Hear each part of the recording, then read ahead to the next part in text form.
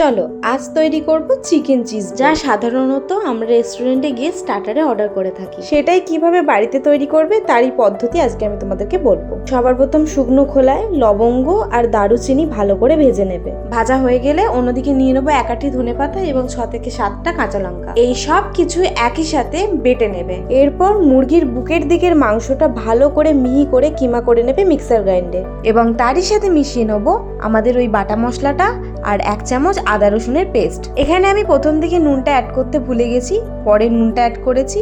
তবে মাথায় রাখতে হবে নুনটা অনেকটাই কম দেবে, কারণ চিজে অলরেডি নুন থাকে। এরপর আমরা চিজটা কেটে নেব। এখানে আমি আমুলের স্লাইস চিজ কেটে ব্যবহার করেছি, তোমরা চাইলে চিজ কিউব ইউজ করো। এরপর তৈরি করব চিজ বল। সবার প্রথমে অল্প পরিমাণে হাতে মাংসের মণ্ড নিয়ে নিয়েছি এবং সেটাকে ভালো করে চাড়িয়ে নিয়েছি। দেন চিজের স্লাইসগুলো ঠিক এইভাবে ঢুকিয়ে দিয়েছি। দেন সেটাকে আমি আস্তে আস্তে লাড্ডুর আকার দিয়েছি। এবার এই বলগুলো আমরা বেডকামে কোট করব। সবার প্রথম একটি ডিম ফাটিয়ে নিয়েছি এবং একে একে প্রত্যেকটা বলকে ডিমের মধ্যে কোট করে তারপর বেডকামে ভালোভাবে কোট করে নিয়েছি। ব্যাস, আমাদের এখানে 90% কাজ হয়ে গেছে। এরপর আমরা কড়াই তেল গরম হতে দিয়ে মিডিয়াম টু লো আঁচে এই চিজ বলগুলো ভেজে নেব। মিডিয়াম টু লো আঁচ এই কারণে রাখবে, অতিরিক্ত আঁচ হয়ে গেলে মাংসটা তো না ভাজা হবে না ভেতরে চিজগুলো গলবে।